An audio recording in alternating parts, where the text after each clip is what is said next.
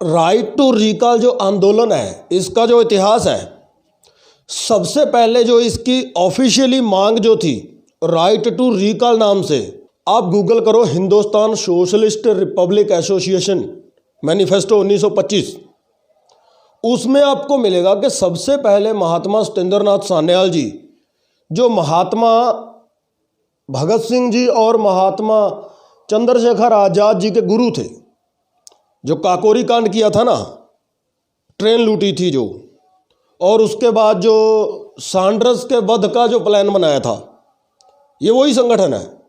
सबसे पहले उन्होंने इस मांग को लोगों के सामने रखा। उन्होंने ये मांग की कि भारत के अंदर राइट टू रिकॉल आना चाहिए।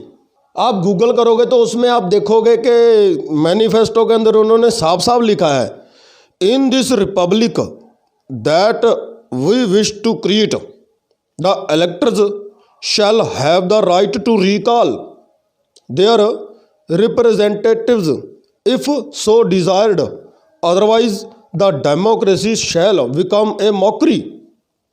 जिस गणराज्य की हम स्थापना करना चाहते हैं उसमें मतदाताओं के पास यह अधिकार होगा कि आवश्यकता आने पर निर्वाचित प्रतिनिधियों को रिकॉल करें, अन्यथा लोकतंत्र एक मजाक बनकर रह जाएगा।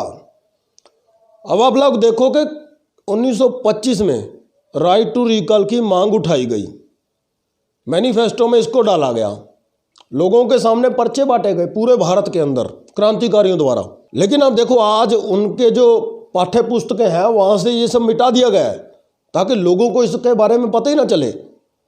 1925 में उन लोगों ने सबसे पहले मांग क्यों की? उन्होंने देखा कि भारत सरकार 1919 अधिनियम के तहत चुनाव हुए और 1923 में फिर से चुनाव हुए, तो जो भी नेता चुने गए वो सारे के सारे चुनने से पहले ईमानदार थे, अच्छी बातें करते थे, लोगों को शोषण से बचाने की बातें करते थे, लेकिन बाद में वो अंग्रेज़ों के साथ मिल गए, भ्रष्ट हो गए।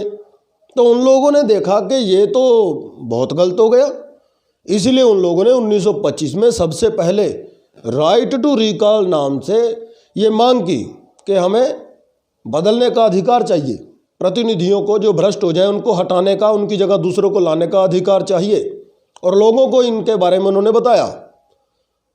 लेकिन अफसोस उनकी मांग पूरी नहीं हो सकी। अब उससे पहले का जो इतिहास है, 1870 में महर्षि दयानंद सरस्वती जी ने सत्यार्थ प्रकाश लिखी। 1875 में, यहाँ से 150 वर्ष पहले उन्होंने आर्य समाज की स्थापना की। तब उन्होंने छठे समोल्लास में ये लिखा कि राजा जो है वो प्रजा के अधीन होना चाहिए।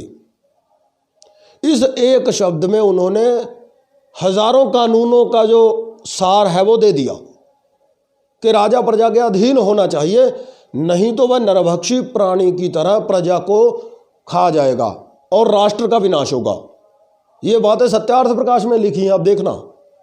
तो 150 वर्ष पहले महर्षि दयानंद सरस्वती जी ने यह बता दिया था कि राजा प्रजा के अधीन होना चाहिए।